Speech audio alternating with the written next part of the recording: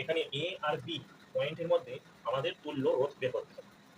এখন এখানে দেখো R1 R2 R3 এরা সিরিজে আছে, কিন্তু এখানে আবার কন্ডাক্টিং ওয়্যারের মাধ্যমে দেখো এই পয়েন্টের সঙ্গে এই পয়েন্টের ডাইরেক্ট কানেকশন করা আছে, আবার নিচে কন্ডাক্টিং ওয়্যারের মাধ্যমে এই পয়েন্টের সঙ্গে এই পয়েন্টের ডাইরেক্ট কানেকশন আছে।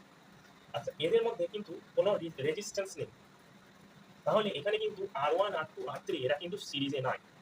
এই ধরনের সার্কিটকে অ্যানালাইজ করতে হবে কিভাবে দেখো। এখন এ বিন্দুর সঙ্গে যেহেতু এই বিন্দুটা সরাসরি যুক্ত আছে, এর মাঝে কোনো রেজিস্ট্যান্স নাই, অর্থাৎ এর মাঝে কোনো রোধ নাই, তাহলে কি হবে এই বিন্দু আর এই বিন্দু বিভব কিন্তু সমান হবে। যেহেতু এই বিন্দুর বিভব কি এ, তাহলে এই পয়েন্টটাকে আমি যদি এ বলি, তাহলে এই পয়েন্টটাকেও আমি এ হিসেবে ডিনোট করব, বা ভি এ হিসেবে লিখতে পারবো, যেহেতু পোটেনশিয়াল সেম, তাহলে আমি শুধুমাত্র এ দিয়ে ডিনোট করছি। তাহলে এই পয়েন্টের পোটেনশিয়ালও যা, এই পয়েন্টের পোটেনশিয়ালও তাই, অর্থাৎ দুই বিন্দু বিভব সমান।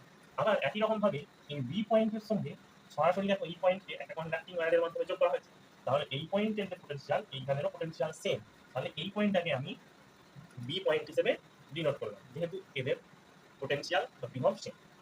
এখন আমি সার্কিটটাকে যদি রিড্র করি, তাহলে এখানে আমি একটা লাইন টানলাম, যে লাইনের পোটেনশিয়ালটা আমি ধরলাম ভি এ, বা শুধু এ দিয়েও ডিনোট করতে পারি।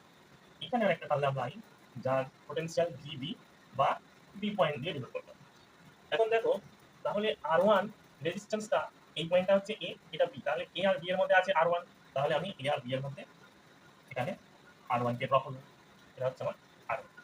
একই রকম ভাবে এখানে বি, এখানে এ, তাহলে বি আর এ এর মধ্যে R2 আছে, তাহলে বি আর এ এর মধ্যে একই রকম ভাবে আমি R2 কেও ড্র করব। একই রকম ভাবে দেখো R3 এও বি পয়েন্টে এ আর বি পয়েন্টের মধ্যে আছে, তাহলে R3 ও হয়ে গেল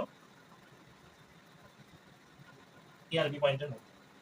এখন দেখো যেটা আগে মনে হচ্ছিল R1 আর R2 সিরিজে আছে, কিন্তু আসলে এটা সিরিজ সার্কিট নয়, এরা পরস্পরের সঙ্গে প্যারালালে আছে।